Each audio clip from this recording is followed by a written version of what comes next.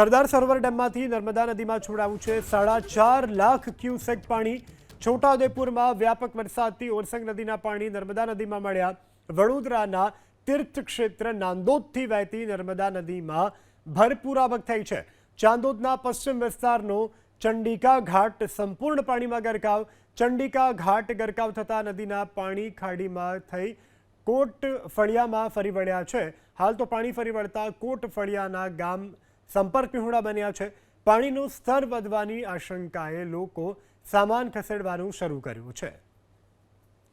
સરદાર સરોવર ડેમમાંથી નર્મદા નદીમાં છોડાયું છે 4.5 લાખ ક્યુસેક પાણી। છોટાઉદેપુરમાં વ્યાપક વરસાદથી ઓરસંગ નદીના પાણી નર્મદા નદીમાં મળ્યા। વડોદરાના તીર્થ ક્ષેત્ર નાંદોદથી વહેતી નર્મદા નદીમાં ભરપૂર આવક થઈ છે। ચાંદોદના પશ્ચિમ વિસ્તારનો ચંડિકા ઘાટ સંપૂર્ણ પાણીમાં ગરકાવ। ચંડિકા ઘાટ ગરકાવ થતાં નદીના પાણી ખાડીમાં થઈ કોટ ફળિયામાં ફરી વળ્યા છે। હાલ તો પાણી ફરી વળતા કોટ ફળિયાના ગામ સંપર્ક વિહોણા બન્યા છે। પાણીનું સ્તર વધવાની આશંકાએ લોકો સામાન ખસેડવાનું શરૂ કર્યું છે।